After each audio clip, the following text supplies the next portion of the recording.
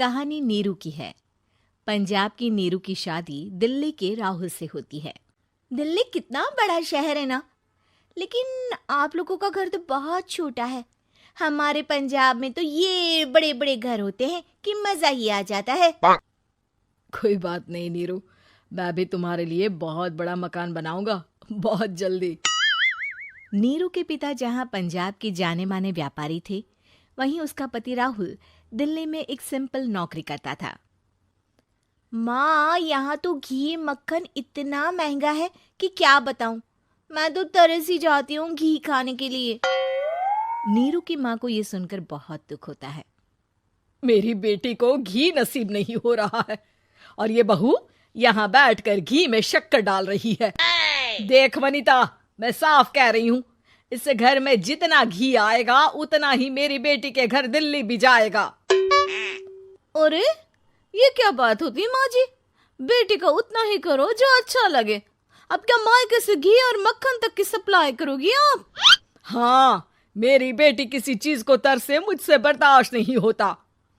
अब क्या था, नीरू के मायके में 2 किलो घी आता तो 2 किलो दिल्ली जाता नीरू के पास। एक दिन, माँ बड़ी गर्मी पड़ती है दिल्ली में। इस घर में तो एक ही एसी है और वो भी ड्राइंग रूम में।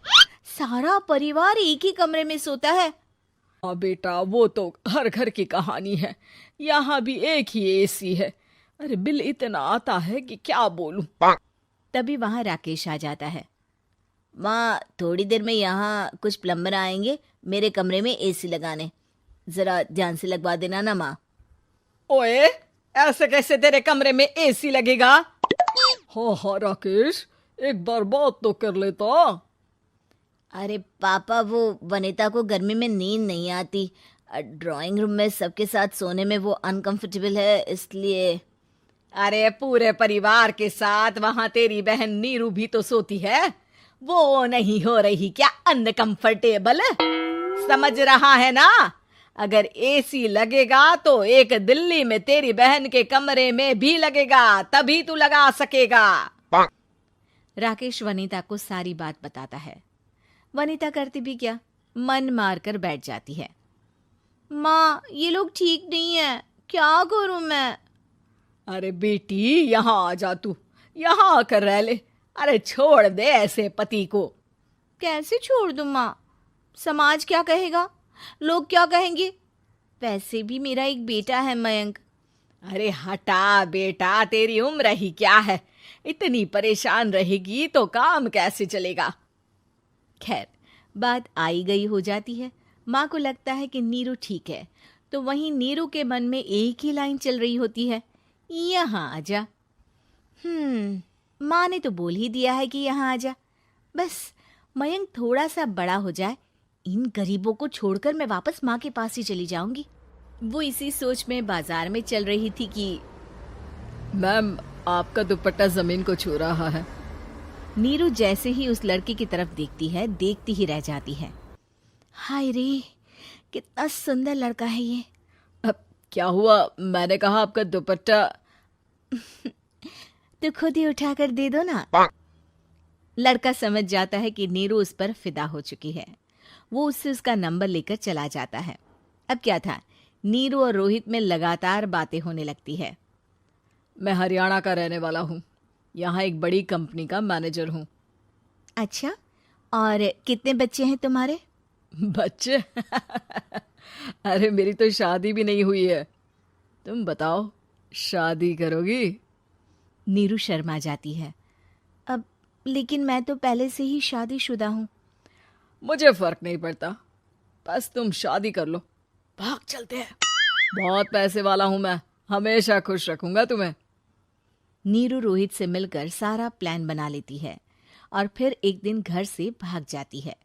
दोनों शादी कर लेते हैं। शादी के बाद, क्या बात है नीरू, तुम्हें परेशान सा देखता हूँ, सब ठीक तो है ना? हाँ हाँ, सब ठीक है।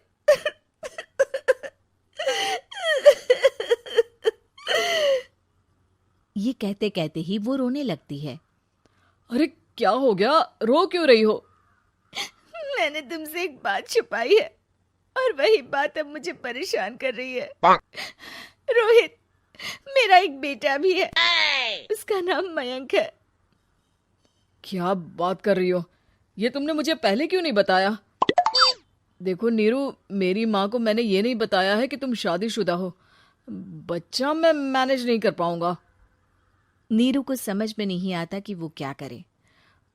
तुम उस बच्चे को अपनी माँ को क्यों नहीं दे देती? नीरू चुपके से माँ को फोन करती है। माँ, क्या मयंक को तुम रख सकती हो? बेटा, मैं राकेश के साथ बात करती हूँ। आखिर घर का बेटा वही है, जो वो बोलेगा।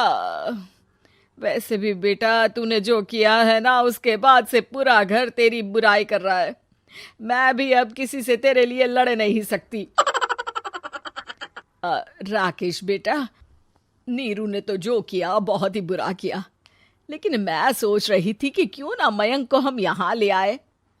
तभी वनीता बोल पड़ती है। वाह जी, ऐसे कैसे यहाँ ले आए? यहाँ क्या भंडारा भरा है? और जिस बच्चे की माँ ने नहीं सोचा, उसके लिए हम क्यों सोचे? नीरू को एक बार तो अपने बच्चे के बारे में सोचना चाहिए था ना। अरे लेकिन तेरे पास भी तो लड़का नहीं है ना वनीता। माँ, वनीता ठीक बोल रही है। कल को वो बड़ा होकर इसी घर का हिस्सा मांगेगा तो हम क्या करेंगे? माँ कहती भी तो क्या, वो चुप रह जाती है। वहीं नीरू का पहला पति कहता है। माँ, अगर आज भी वो वापस आ जाए तो मैं उसे माफ कर दूंगा। बेटा, गरीबी चीज ही ऐसी है, क्या करेगा।